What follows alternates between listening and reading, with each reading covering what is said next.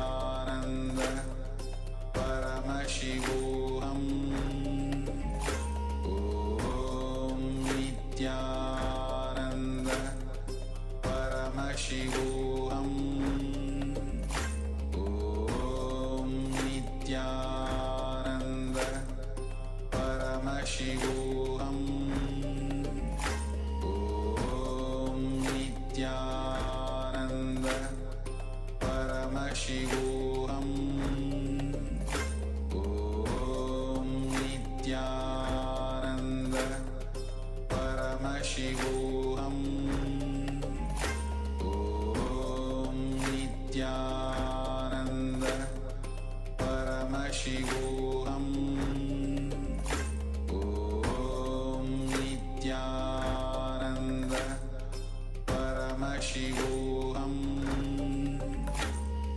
Om Nityananda Paramashivoham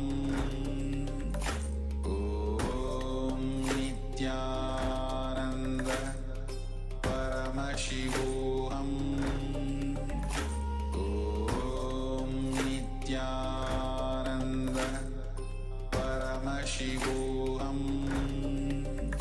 Om Nityananda Paramashivoham Om Nityananda Paramashivoham Om Nityananda Paramashivoham Om Nityananda Paramashivoham Om Nityananda Paramashivoham Om Nityananda Paramashivoham Om Nityananda Paramashivoham Om Nityananda Paramashivoham Om Nityananda Paramashivoham Om Nityananda Paramashivoham Om Nityananda Paramashivoham Om